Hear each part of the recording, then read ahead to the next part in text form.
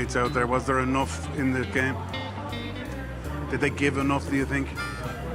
What do you mean? You're questioning my teammates? I can't say.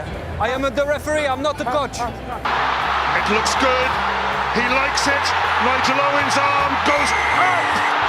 And Ireland have stolen the game right at the death.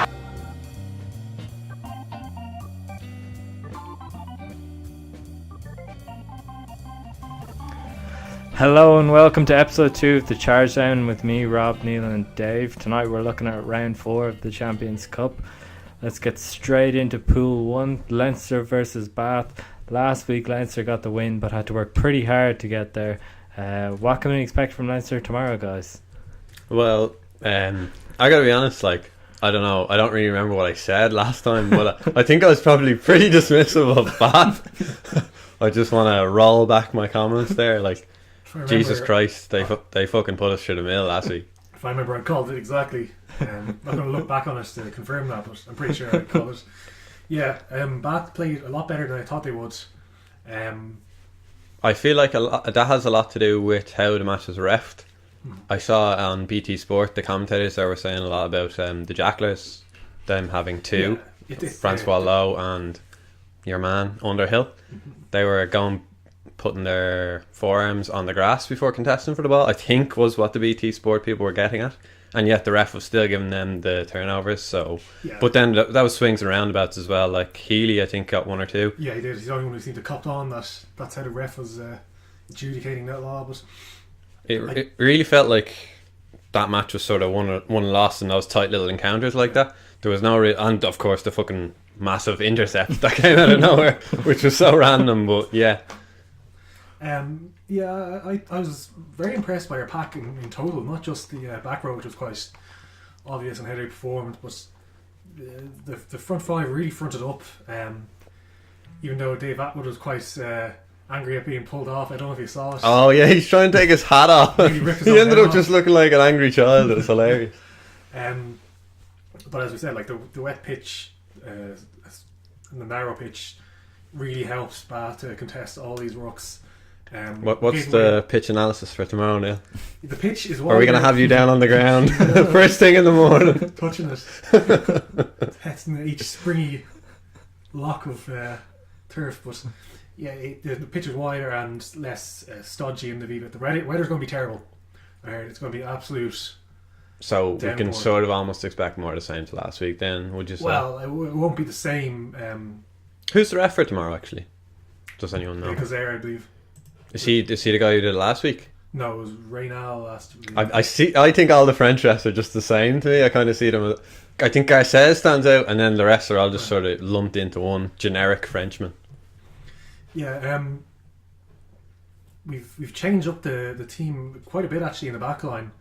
Adam Byrne comes into right wing, Lamore drops to full-back, and centre has been replaced. Noah Reid drops to the bench, and O'Loughlin comes in. I thought Noah Reid was okay, but he made a bad miss close to our line. Yeah. In the 22, and we just lost about 8 yards off it, and they got a penalty shortly after, I believe. I was looking at missed tackle stats, and two that stood out for me was Noel Reid, who missed 4, and Van der Flyer, who missed 5. Very unlike. I know, and I think that might be a testament to how many tackles he takes part in, rather than the fact that he's actually incompetent. But I was quite surprised to see that, I have to say. I wasn't surprised by Reid's 4 now. That was like, oh yeah, I expect as much. But Van der Flyer is usually pretty industrious and keeping those stats up. The gamble in the back row playing Van der Fleer and Levy at 8 didn't work out. Levy lost the ball in an early scrum from us, and he got caught behind the gain line for another one, and conceded 8 turnovers in total, 7 which were penalties. So it was very hard to build momentum out of that. I think the back row of Conan, Levy and Van der Fleer, with Levy at 6, is probably much more balanced than last week. I thought Ruddock was actually pretty poor. Did you? He was okay, but the back row we sent out, you expect a lot more from. I thought Levy was actually probably the best, even though he's out of position. I personally thought none of them really stood out to me. I wasn't particularly watching the back rows. I was more focused on sort of the 10, 12, 13 axis is what I was watching. But yeah, now that you mention it, like even just looking at the breakdown stuff, the only person I remember for Leinster who sticks in my head was Keane Healy getting stuck in there. Yeah, he did. None of the back row seemed to be getting up to much, like, you know, in that regard. Now, they might not be fully fit, and Conan might not be fully fit when he came in, but it was a bit worrying. I reckon they're probably going to rectify it by this time.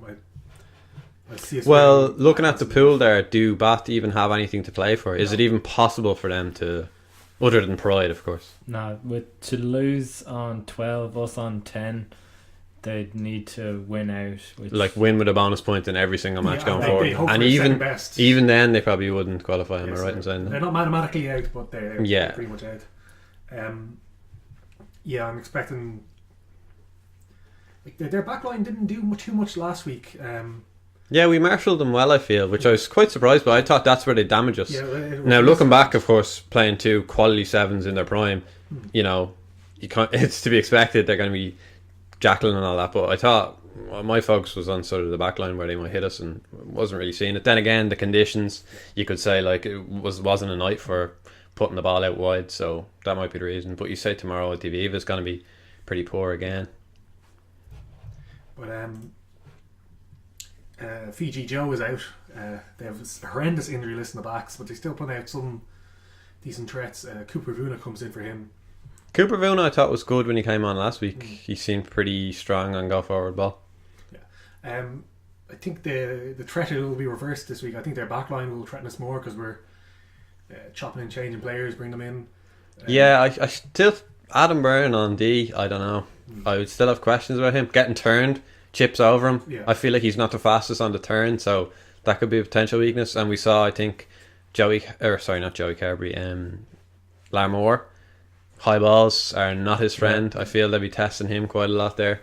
The thing is, they don't really have a 10 that can really control the game. control the game. Like he's a fullback by trade. Yeah. He's their third choice 10. They're missing 2 10s, so Is that the new guy? What was his name? I remember him to look Wilson, I at. believe, Yep, or- James Wilson, Um, 30-something old New Zealand journeyman. Hmm. did well enough. Like he didn't threaten us too much, but he didn't let the team down either way. Yep.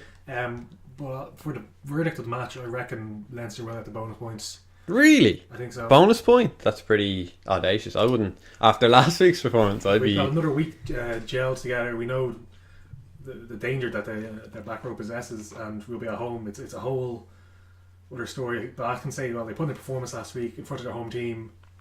They got the bonus point out, even though it was crazy going for a losing bonus point. I felt when you could have just either taken the point and then gone quickly to try get a draw, or else go for a try and try get another try in the last minutes. But they just kind of faffed around and Yeah, enough with the, are they currently middle of the table in the Premiership?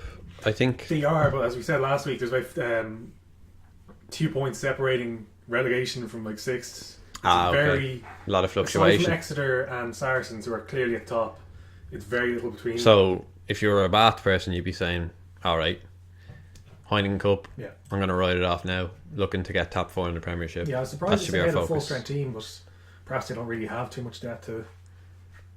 Yeah, that's a possibility. I think it is a possibility that you'll see if the game is over pretty much by half time or early in the second half, they'll still start subbing all their star players.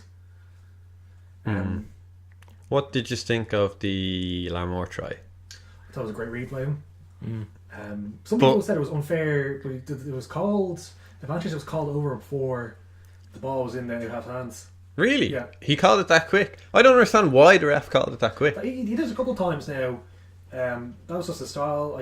I'm personally a favourite of it. I think he should get the ball and do something with it, and that should be your advantage over for a knock on. Like you kick it or you pass Well, along. The kick I get entirely, because at that point the ball's gone a substantial distance down the field, but I feel like there should be some discretion left up to, like, okay, they're actually in an advantageous position now, not like they've passed the ball twice, really non-committal passes, I'm going to call it over now. I thought it was a bit unfair, to be honest. Well, it wasn't a penalty advantage, was it? I know, but like a scrum advantage is a solid fucking platform, Yeah. especially in your opponent's half. They made the choice. They had the ball. They got it to person and pass it again. And like, to me, I don't know, I guess you have to account for weather and stuff, but you could clearly see that Cronin throw was taken by the wind. If anything, he overcompensated and tried to throw it in the other way, and the wind still took it, from what I could see. So, like, I don't know. I suppose you're right to call it, but yeah, swings and roundabouts really. So our final verdict: Leinster tomorrow. Bonus point win. I'm not saying a bonus point win, but I think we should win. I think the bookies have the line around 15 or 14 points, so we're heavy enough favourites. Yeah. And the other team, the pool, it was Toulouse Wasps. Wasps. In Toulouse. I hope so. Wasps do one of those great performances where they beat Toulouse. And I watched a lot of the Wasps Toulouse match last week, and I gotta be honest, I don't see Wasps doing much. Like, they were pretty poor. yeah, it was damning. It was like just knock-ons and turnovers left, right, and centre. There was just not much going for them at all. Colby ran over 2 players in midfield. Like, literally ran into them, knocked them down. Are you and sure? ran. I watched that replay. You're talking about Colby's try. Yeah.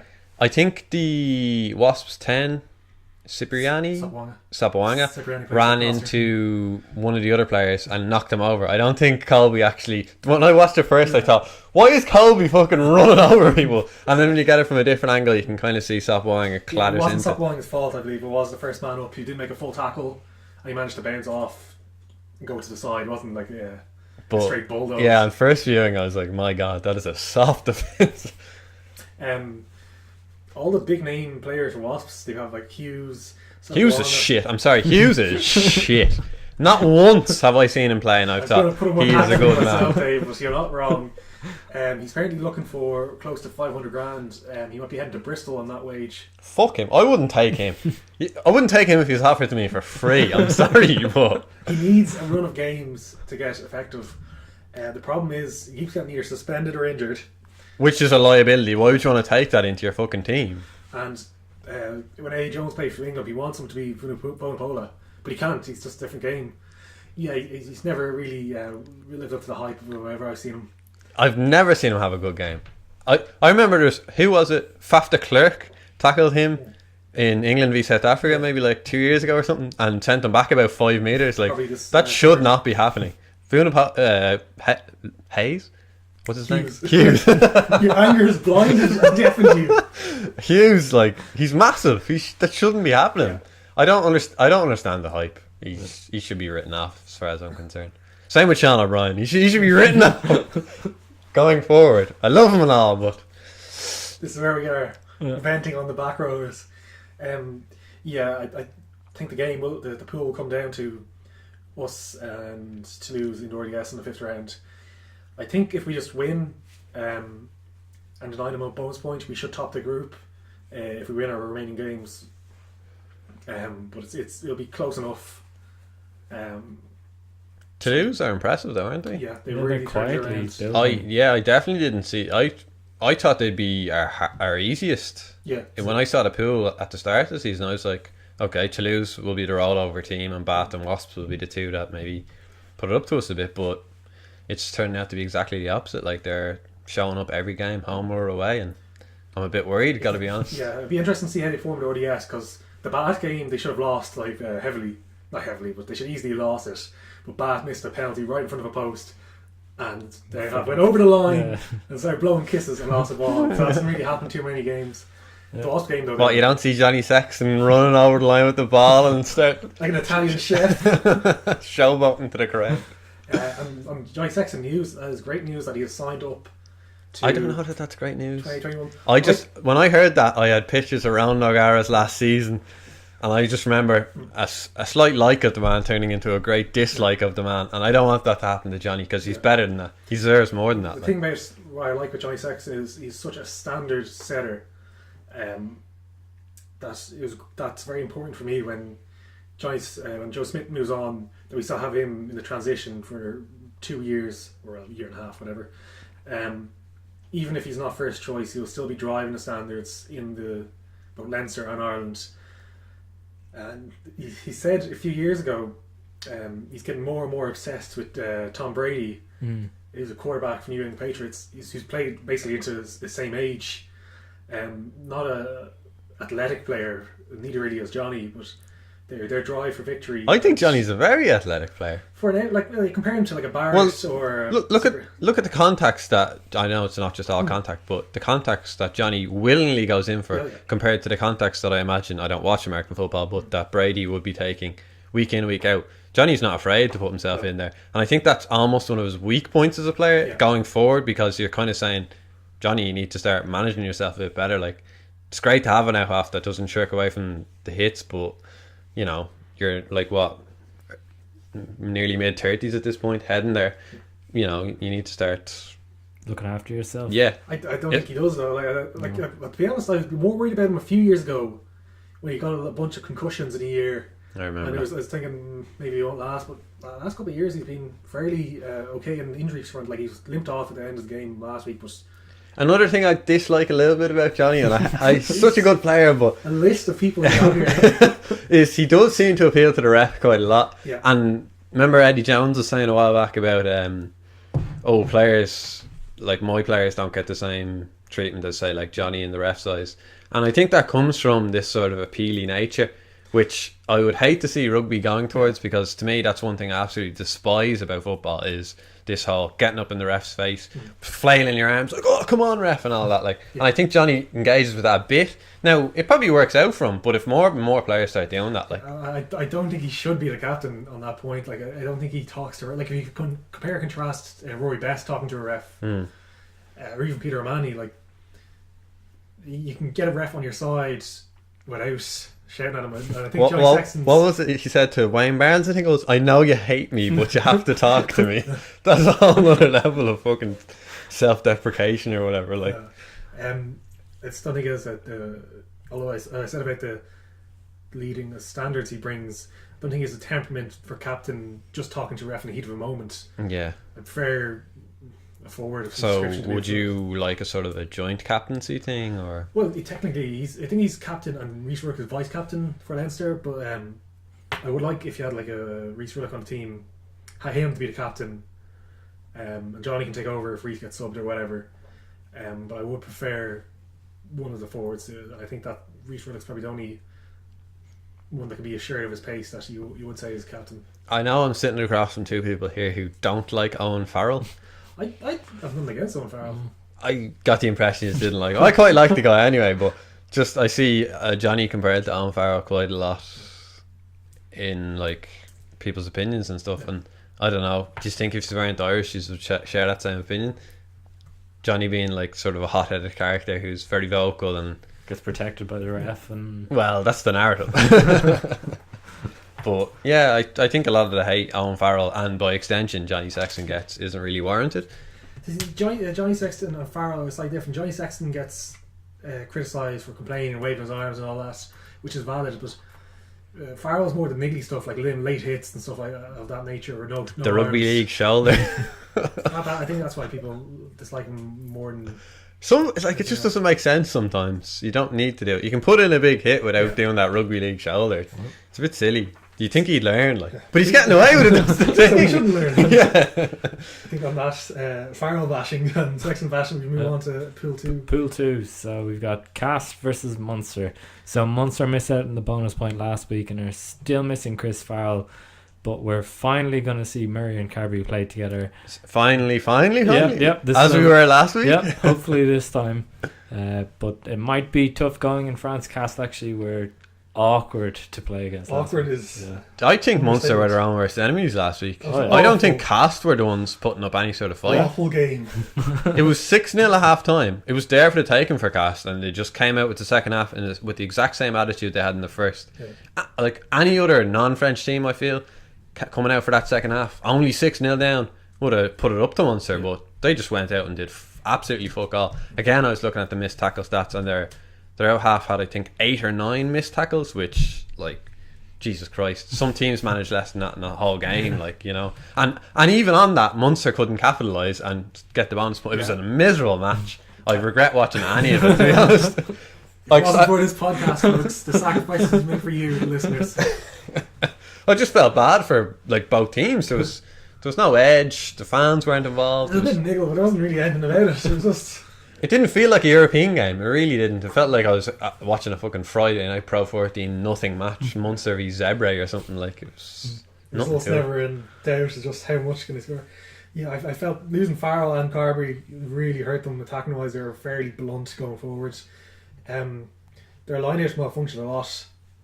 fixed towards the end of this. Scannell, would you say that's Scannell's fault or It's a the bit about, caller? like, you shouldn't, like if you're calling long lineouts in weather like that, you should be, whoever's calling it should. Was it windy? Because it was nice and sunny, I remember. It was a bit wet and windy at the time. Okay. Not as bad as our match, I don't think, but the conditions still play harsh. Farrell will be out now for a few weeks, which is What's wrong with him actually? I didn't. It was a hamstring, I believe. In training or? Just in warm up. I think Carberry they reckon he'd be out for the match, so they would have prepared for that. But I think Farrell was more actual injured on training on the day of itself. There's not really much to say. But doesn't that just sum up French rugby? Like, it's disappointing to watch that. It's of a certain brand of French rugby. I think I stopped watching at about 60 minutes. Well, there's two brands of French rugby as I can see. That brand. And Toulouse brand. Well, okay. Toulouse is more of an abnormality, I would say there. There's the brand that Cass play, i.e. home pride, but like absolutely false pieces away from home. We just don't give a shit. And then there's the buying in the Galacticos, which is also shit. Yeah. Toulon are spending big after this World Cup. Yeah, I saw Etzebeth and Milner Scudder, was it? Yeah. Like, fuck off. Yeah, I think they won't succeed in that unless they really buy in a captain type figure. Like Joe Van Niekerk. Well, yeah. Joe Van Niekerk and Wilkinson, I think, were the two who really drove their success. Yeah, so actually, even though they were mercenaries, you could say they actually had a team ethos. Man, Anu as well seemed to provide some sort of. He was thereabouts. I know he's still maybe there, but they're gone. Like, it's just a club with money. And I don't think Etzebeth or Milner Scudder are gonna bring that sort of captain-like figure to. Yeah, it depends who else they have there, who's coaching. But I don't see them being where they were a few years ago when they're the best French team. I think like Racing and Clermont and Toulouse and Montpellier probably would be the ones that are superior to them in the money front. Maybe not in the money front in Toulouse, but I don't think they can just buy a team like they used to, because there's so much competition for players now. I saw Joe Marler was being interviewed there, and he stated something along the lines of, if rugby is to continues to succeed in England, players need to start thinking about taking less wages because clubs aren't profiting anymore because they're buying in all these. They had a survey of the players, and they said they would take like a 25 grand pay cut or something along those lines if they played less games. When I came down to it, they'd actually just want the money. Like, it's hard to give up wages like that when you know we have a 10-year career, maybe not even. So like, you can say, okay, I want to quit and I want to have less wear and tear in my body, but the economics of it is very. Well, at what point does it stop? You know, because to me, one of the things I like about rugby compared to say football is the fact that they're not on millions. You know, I kind of have more respect for them then in a way. I don't think it will ever go that way purely because like there's only so much. It's too much of a niche sport and not globally enough to warrant that sort of wages. But as they go up and up, I find myself thinking like it just seems less grassroots or something. It's more dishonest, or there's more scope there for players to kind of game the system. I don't know what it is. It's professionalism. Once you introduce money into the sport, then when we say introduce money now, there was always money. Oh yeah, but it's getting to the stage now where the money is going a bit high, I feel. Now, I mean, like, these lads are sacrificing their bloody fucking self-welfare for wages, which I suppose is sort of admirable and sort of stupid in the same breath, but you know, there's a lot to be said for this sort of the honesty of it. I think just making a living, tipping away. Well, I know, but the thing is, they can't just do that for the next 40 years and get their pension. This is their entire career condensed into a 10-year period. But it doesn't have to be that way. I mean, like, you look at the likes of Jamie Heaslip or Johnny Sexton. Jamie Heaslip was a freak injury. He got injured like twice in his career, and the second one ended his career. And Johnny Sexton had serious issues with concussions and. I'm not talking about injuries, though. I'm talking about like sort of putting a. Yeah, but Johnny Sexton, he plays for a position where you don't need to be the most athletic. So you're saying these Kevin McLaughlin types who are just sort of. Kevin McLaughlin spent a lot of his time out injured as well, so like he lasted as long as he did because he was on the injury table so long, and he had to retire to an injury as well. Yeah, you can't. Well, like, why can't they just go to normal jobs after their career? What's wrong with that? Well, the thing is, they're starting their normal career 30s or something, while you might be starting your career early 20s. So that's 15 years. The world needs toilet cleaners now. Stevie Ferris should be out there cleaning the toilets. Yeah. Didn't he start off as paving driveways? He's bricky, I believe. Like, there's no, like... It's not I know, bad but to go if back you- to that. If you have a mortgage and you have kids, you have a family, like... Well, so you've accustomed them to this prawn sandwich lifestyle, and now they have to go back to eating fucking toast sandwiches. Toast sandwiches? Yeah, have you ever seen that? It's a British thing where they get 2 slices of white bread, toast a slice of white bread, put it in the middle of the other 2 slices of white bread and eat it. You just made it up right there. I didn't! That's the Wikipedia page and all. Toast shit up, sandwich. And Moving on from that, going to... Gloucester Exeter. So that was a very bit surprising impressive, last week. Very Exeter impressive was from losing. Gloucester. They had a winger, Torley, I believe he played very well. He got man of the match, didn't he? Yes, or he should have if he didn't. I think he did. But this is the way, from like 40 yards out, he'd have took the ball under one arm, run really fast, but he managed to make yards out of it. Like there was no pretense of passing or kicking. He just had he was very good. A big physical lad, a bit of pace. Alex Cuthbert is still around, I see. I missed Flashbacks I had when I saw him. I was like, most- when's he going to fuck up horribly? I was just sitting there waiting. waiting there at the camera. Did you just watch the match, the Gloucester I missed Exeter? most of the first half. Their head was awful, so I'm happy with It that. was absolutely lashing. Second half was entertaining enough. Gloucester took control of that game very impressively. Exeter have had a poor European season. But again, I said this last week, and I say it again. Didn't they say, alright, we had a bad attitude last year, we're going to target it this year? And then they turn up and they can't even beat fucking Gloucester. Like, I mean, what happened? Exeter is based on squad depth and the ability to maximise everything out of their players. If you match them in the forwards, it's not that they become an easy game. It's very hard for them to win. That's why they didn't get to the final consistently in Premiership, and then the Saracens just outmatched them.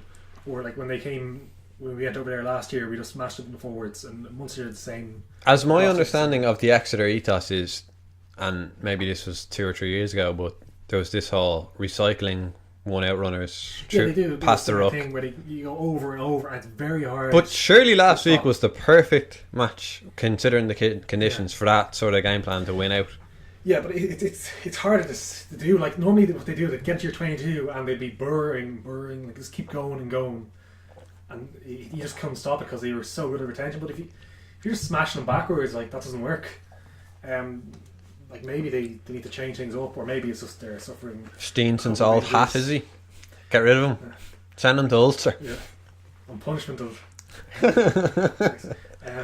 But Gloucester have a chance to win that pool. I think that game in, if depending on what result Munster gets in Cast, that game will be very important. Gloucester versus Munster. Another thing I was thinking about was if you look at the seedings, why do we have the pool that we had? Considering Munster's pool. Munster's pool. The seedings back in the Highland Cup used to be on a points basis. Yeah. So it'd be tier 1, which we'd be in. You wouldn't be with another tier 1. You'd get another tier 2 and a tier 3 and a tier 4. And that was based on your performance over the previous 4 years. But now it's just The 1 year. it's the previous winners year. of each league Yeah. and of the cup. They can't be put in the same pool. But surely be to God, Leinster being both European Cup champions and Pro 14 champions, surely should have got arguably the easiest group, or one of the easiest. And I don't feel he did.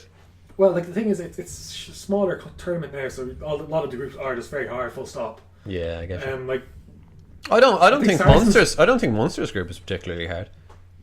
going into, you'd say Exeter, Gloucester, and Castle. Like Castle would be just hard at home. Everyone knows that. But you think Exeter could be winning that? You think Gloucester could be a problem? And It's not really transpired that way, though. no, but like I suppose you can't account for that when you're making up the groups. I don't really have a problem with how the groups are. Like they keep the Irish teams away from each other, and it keeps the competition a bit varied. So the more intrigued about they changed the rules for the semi-finals and the quarter-finals Do they? from last year to this year. All They're right. announcing it. Alright. Basically, if you're, I don't have it off the top of my head, but if you're you want to be in the top 3 teams to be guaranteed a Home semi. home semi. They are if they win their quarters. No, so I think it's the top 2 guaranteed. But once you're fourth and above, you don't get any guarantee. So you put huge emphasis on finishing as top as much as you can. All right. Well, speaking of finishing top, in Pool 3, we've Cardiff versus Saracens, and Saracens are running away with this at this point. Cardiff gave them a game for the first half. Very close first half. Yeah, but then they collapsed a bit, and Saracens. What was the score at half time? I think Did they have an alright lead, or was it a try just... in it or something? Yeah. It was basically a very close game, and then they scored about 40-something points. I'm surprised to see that now. I didn't actually watch the match, but like, I don't know. I thought Cardiff had a bit more heart than that. Must have just got away from themselves. To be honest, that they didn't send a full team out, and I thought that was a very good result at half time. You think that would have bolstered them though, going out in the second second half? half? There's so much you can do morale-wise. Like, you're just going to get hammered by Saracens. Well, Doesn't matter if you're Watford or not. They're just too good at home. Would you have Saracens as favourites at this point? They look pretty strong this year. It's hard to tell because that's not even the strongest group. But like, I still think Leinster would be the favourites. Or are you just talking about in that group specifically? Overall, I think it comes down to semi-finals, a home advantage. Like, it's possible they won't meet until the final, and I don't know who you say a favourite. I think you'd have to go with Leinster, because just on the basis of the results from last year, and they don't look worse than last year. So on that basis alone, I would say. I think you need Henshaw back before you put Leinster as favourite for me. True. He should be back soon enough, though. What is it, He 7 weeks now? now? 6 Nations. Yeah. So he should be back for quarter-final Europe. And it's Glasgow and Lyon was the other game in that group. So Glasgow went away last week, got a good win in France. They look like if they can get the win tomorrow, they'll be in a good position to finish second and qualify out of that group. Yeah. There's not much to say about this group. Like, it's an excellent team and a good team, and 2 teams are not really in it. Yep. Once Glasgow got that win away to Cardiff, that was kind of decided who comes second. Well, I mean, the group's going exactly as you think it would. The only question would be, could Cardiff come second, or could someone take a game off Saracens? I think it's no to both of those. Yeah, you think Glasgow may be able to take a game off Saracens, but it won't change the group, it might change the seedings. And to the next group there, Rob. So Pool 4, so Ulster versus Scarlets, which is on right now. So Ulster looking good to get out of this pool. Just an very, very surprised by that. Yep, last week we wrote them off. Well, I certainly wrote them off. I said they could win. I'm standing on that hill. I said they could win, and look at them now. One interesting fact about the Ulster pack: so out of the 8 players, only 2 of the Ulster players are actually from Ulster, which is just an interesting little. It's a bit of a damning indictment of their academy system. Yeah, academy system. This is what I've heard a lot of rumblings about up in Ulster, is that they're not bringing through their own players. Like, how are you supposed to develop a strong support base if, number one, you're not winning things, and number two, you're not bringing through your homegrown players? I don't think the supporters would care too much if they're winning things. Like, obviously you prefer as many players in the area as you can, but as long as you can identify some of the players and you're winning, I think they'd be happy enough. They've definitely turned around their pool. They could definitely get out of the group. Leicester Tigers will probably have nothing to play for by the time they play them again. And Racing might be turned over in Belfast at the last game when there's nothing really for them to lose. Did you watch the second half of the Ulster Scarlets match last week? I did. I thought they kind of fell apart at the very end, but there was a point in it in the end, wasn't there? Yes, but I don't think they could have. No, they were defending it wasn't possible. Crazy. But I thought they. You know who impressed me? Who I was a bit dismissive of last week. Yes. Once again, I wasn't proved right, listeners. It wasn't that I was dismissive of him. I just said I didn't know him, like, from the last few months or whatever. But yeah, Jesus, he had a few cameos there where I was saying he reminds me kind of a bit of Henshaw in the way he runs. Like, he's a strong runner, I feel, but he probably has a bit more of a lighter touch, a bit more skill to him as well. So he's definitely a prospect. Where did he come from? Is he Ulster Academy or? No, he was Sale. Yeah, he's born. He's Irish parents. He said he identified with Ireland growing up. He played for English under-20s. He was playing for Sale. He was captain, or was that Haley? Haley was at Sale at the same time, and he went to Munster. I kind of confused him up a bit at the start of the season. He was very well thought of in Sale. Didn't get called up by England, and he's approaching mid-20s, so he's got called in from Ulster. Joe Smith was a fan. He had him with this around the squad in Australia, even before he got capped in the autumn. But I definitely think the best prospect for him, considering he's clearly talented, like, would be to stay at a club like Ulster, you know. Yeah. And number one thing would be nail down a position as well. I hate seeing these quality players get thrown around the back line and then not actually finding their niche and sort of drifting and going off to England or something, you know. It's Well, he's done that in reverse. well, I mean, like, I just want to see him come good, you know. That's an area where I feel we need to build a bit of depth going forward. Would be centre. Yeah. And I'd hate to see him get thrown in at full back or out in the wing and just sort of become one of these non-specialist players, you know. Like, he's good enough to back up Ringrose or challenge Ringrose for the 13 position. I don't think he's challenging Ringrose yet, but he is going forward. He could easily do so. Like, he's. I think he. I think there's to be opportunity at centre and 15, so we'll see how that pans out. Yeah, 15. Ireland's pretty light looking ahead. I mean, Zebo, the treasonous bastard, after betraying us there. Did you see any of the Racing match? Speaking of Zebo, Yeah, Leicester Racing is the other game in that pool. George Ford, if you haven't seen it, watch it. He did an amazing intervention. well, that intercept try, I've watched it a few times, and I can't even see how he got into a position he to just catch kind that of ball. Blinks in. Yeah, it's almost like he's here and then he's over there with the ball in his hand. Like, it's just a bit of a. Intercepts. I don't know if you saw it yourself, Rob. No. Racing break the line. They're passing everywhere. It looks like a couple of forward passes, but whatever. And they're going to score a try. He comes out of nowhere, intercepts it, has the ball, kicks it down the field, chases it. Zebo has to usher it into touch, and then whenever the camera's still replaying the action going up that, he takes a quick line out, passes it into a try. Bonus point try. 4 tries for Leicester then. They don't get the losing bonus point, but they get the try bonus. But it was a cheeky little intercept it was. yeah. But I think from last week, 2 things disgusted me. This being the Cash performance in Munster and Simon Zebo's physique. He's letting himself go a bit there. Did you see him? He was in a foot race. Slim enough at the preseason. Slim enough, Michal. He was in a foot race with George Ford there at that incident you just said, and he looked slow. Yeah. He looks like a bloody The front stripes row with this one. don't suit him. The horizontal stripes make you look wider. It's embarrassing looking at him. Like, I think this is a testament to his character. He always had a bit of a gut, but it seems like the French cheese and the yogurt, the protein yogurt, has Eat more yogurt, Zebo. You're eating too much. has taken its toll.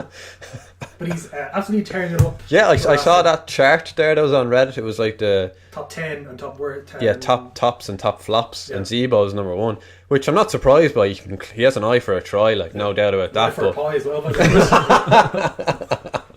But But like, he could have been a fucking world beater in Ireland if he just got himself in line.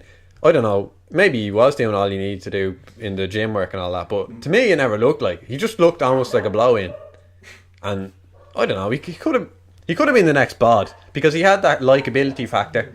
He was a bit of a cheeky chappy, you know. everyone, the fans. No one disliked him really.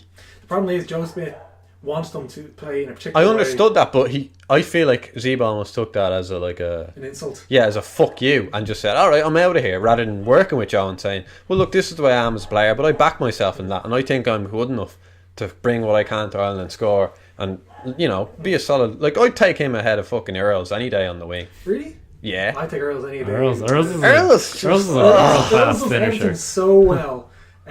Rugby Pass have actually had a few good articles out on their website, but they had a great thing with Ireland's defence against New Zealand, how it's different to our Six Nations defence. It says Earls is very, very important with Ringrose in shutting down New Zealand's defence, because we rushed up, and Ringrose was in charge of basically rushing up even quicker, but it puts a lot of pressure on Earls to be very accurate in what he does, and he may not have the attacking flair that Zebo does, but he just has his all-round game is so good. Well, which is what Joe wants from his players, I think. But that's the sort of subtle aspects that I would notice. But I'm too caught up with this justice for Keith Earls thing, where it has all his best moments lined up, you know. But I just think Zebo had that X factor where he definitely did. When you needed it, he could potentially pull off that miracle sort of thing. And maybe France is the right league for his sort of. Well, it's definitely worked out for him. Yeah, I feel he's that sort of cavalier player where he maybe doesn't want to put in all the work. I obviously don't know, but his natural talent will carry him to great stuff. And fair play to him, but maybe he needs to lay off the yogurt. What's the next pool have for us? So the final pool, pool 5, So this one's a bit unusual. We've Edinburgh, Newcastle, Montpellier, Toulon. So Edinburgh are on top, and No way. Yeah. They're on top? yeah, Toulon are hooked to the bottom there with Montpellier. So I don't know. Edinburgh are going to have a tough game against Newcastle. Yeah. That's in Newcastle, is It it? is, yes. Well, I watched the highlights of that match last week, and I don't Very know. close to the start, first half, I believe, and then Edinburgh kind of pulled away. Did they get the try bonus point? I'm not sure, but it looked convincing enough in the end. I just feel, I don't know how Newcastle are at home, but I feel like Edinburgh might have it to put it up to them there. Possibly, yeah. Cockerell, I think, is maybe doing as Exeter said they would and actually targeting the European, which I respect, you know. Yeah, the league has been okay this year, but the year form has been Yeah, very that's why I'm surprised by tier that they are top, because I'm basing sort of my opinion of them on how they've been in the Pro 14, and every time I've seen them, they've been not up to much, but it seems in Europe they're actually... Yeah, I was watching a bit of Toulon Montpellier game. It was a typical top 14 game where it's just yellow cards and loads of tries. Well, one team just wins it basically. Another Well, team comes back into it. Again, I briefly looked at the stats, and one stood out to me was turnovers 1, and Montpellier won 8 turnovers, Toulon won 1, yet Toulon won the match quite handily, which I was surprised to see. Like, Yeah, well, that could if you contrast that to our match, say, where turnovers were so important, I get that the conditions are probably quite a bit different, so... But that could be indicative that one side is all the possession. If you don't have the ball, you can't turn it over. true, and I get that it's a bit of an anomaly, but if you look at that South Africa-New Zealand match recently where South Africa won, I seem to recall that this possession stats and that were massively in favour of New Zealand. If you looked at that match by the stats, you'd reckon New Zealand won by 40 points. Yeah, it was a bit of an anomaly, that match. Not match. So that's the round of the pools. A lot of them going as you expected. The only real surprise is Pool 5 and a couple of teams' performance, like Exeter. I thought Wasps would be better than they were, but Yeah, I really thought our pool would be... Every match would be a challenge, but Wasps and Bath to an extent, like... I don't know, I expected a little bit more from them maybe, especially Wasps. they seem to get a lot of injuries every year. And they don't seem to have the biggest squad. Like they seem to spend a lot of money on some of their players, like Willie LaRue. Sapawanga probably went for a lot gets as well. paid a lot. Hughes, as we mentioned earlier. I see Daly might be leaving, maybe. Daly Just might be rumblings. taking a pay cut to leave and go Saracens. Which is a bit strange. He wants to win. Oh, That's why. Like, not so strange. Probably wants to get picked for England as well, and maybe he thinks that he stands more of a chance playing for Saracens. I reckon he'd probably get picked either way. He's a very good player, as long as he's starting. But yeah, you look better in a Saracens team than a dysfunctional Wasps team that are getting hammered out of the gate every match. Another transfer rumour going around this week was Noel Reid to Leicester apparently at the end of the season. Yeah, that's another one. I have to say. Is this a Matt O'Connor driven? This feels like a Matt O'Connor legacy thing, because there's no way someone who's currently in Leicester is like, we want that man. Well, think about it. Like they have two centres, Matt Tuma and Temu was good. and Tuolagi, but they're both either injured or away in international duty. So if you can get like Noel Reid, who'd probably be on big money if they got him over there. Like the second. Would you not go for someone like Stuart Holding? Surely he'd feel more at home in England. First Say, of all, he signed a new contract for Brief. They seem to love him down there. they love him. He's playing out of his skin. Yeah, no, I get that he's good, but I don't know, just like because we know Reid. They don't want probably the controversy. It's not worth it for a squad player. Yeah. But why Reid? Like think about it. Like he might not too expensive. He's a creative going forward. Like I'll give that for him. Yeah, he is creative enough. It They does. need to build their squad depth, so it's not an insane signing. But It does feel a bit like a Matt O'Connor yeah. inheriting sort of ethos to bring him in, though. I feel. On paper, Reid's got a pretty good career going so far. Like he's got the one Ireland cap. He's got over 100 Leinster caps. The one Ireland cap. more The than consistency. and I'm sure he has Heineken Cup medals and he's Pro been in 14 medals. He's played a lot in those teams, but it's something I hold against him to a degree because he didn't have the ambition to go somewhere else and fight for his choice. He's very content with being get his one European game a season, maybe not even getting his just a few games off the bench or some starts. Look, just let's contrast his career with say Toner's. Yeah. If you go back say 7 or 8 years and you say to me, who do I think out of them two is going to be good, a good stalwart of Leinster, I would have said Reid. But Toner just absolutely... Yeah, but Toner stayed and fought for a position and got better and better and better.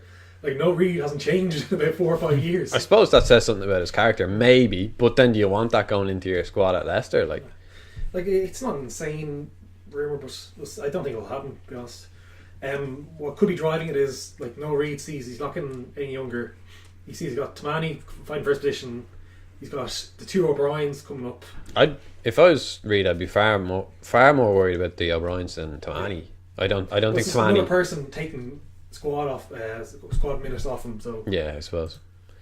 Do you think Tamani has lived up to the hype, or...? No. But so far, I still think you have to give him a bit more time. Like, at the end of next season is when you evaluate it. Maybe it's just a terrible signing, but it's unfortunate he got injured when he did, because I think he'd be a great opportunity to show what he can do. Yeah, and but the it's odd European... because he has a lot of Oz caps. He got about 28 Oz caps at least, I think. And he's been around big clubs. That's what I was most surprised by, is the fact that he's clearly a seasoned veteran. He's been around at this point. And he's not too old. Like, it's not like he's... Yeah, he knows himself. He's solid, and it's just a perfect chance to kick on in his career, turning up to Leinster. And it's almost like he put too much pressure on himself or something. Like he just turned up and didn't do a whole lot. And it wasn't that he was forcing it or anything. He almost wasn't forcing it enough. It just hasn't clicked. Although we're playing him at centre, and he's mainly a winger who can cover centre, so it could be an issue there. But I think it's probably a bit too early to say complete failure, but he hasn't lived up to... I think there's a bit of a sour note around a lot of Leinster fans with him, just from what I've gathered from social media and stuff. I think they're expecting like Issa Issa Mark II, or even like a good player who can fill the gap, but he just hasn't delivered anyway. Or even James, like, we've been a bit spoiled. Like, we got James Lowe and Scott Fardy, who immediately came in. When James Lowe first came, he couldn't really defend because he was getting used to the system, but he could score tries and he had a big smile on his face. The likability factor. Yeah. Well, like, Tamani, it's just things weren't working out for him. Like, he's just knocking on balls or dropping passes. Well, that's what I felt. It's like he wasn't going looking for work, and then when the ball came his way, he'd just knock it on, or he'd kick it out in the full, or do something stupid, which frustrated me watching it as a supporter. Like, you know, because I was like, this is a big name signing. He should be fucking making himself finding work and doing the flary things that Lowe does with ease. You know, it's just frustrating to see, I think. Did you think Lowe was good last week, or? I thought he was actually pretty good. Didn't get much to do, but everything he did was quite effective. He's got a great left boot on him. Yeah, and he demonstrated again. He has a long old kick on him there. There's a nice little bit of play when Sexton ran the loop around him. That was really nice, actually. I remember that. Like he had a good tackle, if I remember, covering across. Yeah, there's a few boos about that. The crowd was almost paying for a dump tackle penalty sort of thing beyond the horizontal, which I thought was a joke. It was a great tackle. Fine tackle, His kick there at near the end as well, the long kick down, which Gibby Park chased down and won the turnover. Were fairly competent. Carney had a beautiful thing. The dipping below the tackle. Remind me of the phrase: "There's old soldiers and there's bold soldiers. There's no old bold soldiers." There's the reason why he keeps getting picked. He just does that small little thing that guarantees him a bit more space or a bit more time. He's not flashy, but everything he does is just so calm and so consistent. It was so good. It was like a little magician sort of move, just dipping below the tackle, using that ground that he's entitled to use. Like, just. It was a nice you wanted your full back being fairly solid. Yeah, it was almost a case of if Larmore was there, things could have been completely different, you know, because you want that solid, seasoned head on that knows exactly where to be, knows where to kick it, knows what to do. Where Larmore he's a bit unproven in that regard. So I feel building him up on the wing as they seem to be doing. He's still only 21 now. I know, but it would almost be unfair to throw him in a full back straight away, put him in there constantly and expect him to like. Yeah. Oh, I mean, like Carney had his woes when he's younger as well. He came through as an attacking full back. Like I'm not too anxious about Lamore being like first choice fullback or whatever. He's getting game time, he's getting starts. Just let him develop, let him play, because the defensive stuff will come in time. You can learn that, but the spark he has, that's just innate. Yeah, a bit of a wonder kid sort of thing. Did you see that Paris Saint-Germain? Sorry, was it Stade Francais? Yes. the under-20s player, was it? The under-19 player sadly died. Yeah, that's it's shocking to see that. Like, just even how I saw it described was took a tackle, broke his neck, and had a heart attack simultaneously. But then later on, I saw maybe it was a case of it was on the operating table that the heart attack took place. But even so, it spooks you. Like, I honestly, sometimes when I'm going to rugby matches live, I do say to myself, "Am I going to see someone get horribly hurt today?" And that apprehension is in the back of my head sometimes, and I don't want to see it. Like, you imagine how violent rugby is. Like, these things will happen a lot more, but it's just a freak accident that happens one every 10,000 games or something. Like, it's yeah, like a lot of injuries you see in rugby are fairly straightforward, like knee injuries or shoulder. Yeah, I'm injuries. amazed we don't see more injuries, to be honest, especially at rucks. The shit that I see going on at rucks is crazy. Like, you'd expect broken limbs everywhere in a ruck, but it's a fucking miracle that there's not. Big lads. True that, yeah. I suppose Eat their yogurt. they're conditioned to take the contacts. But yeah, it's a bit shocking to see your man dying. Like, it's crazy. I wonder if that's a case of size difference, or was it just a freak? It sounded like a freak accident. I didn't have too deep into it, but it's just one of those things that unfortunately happens.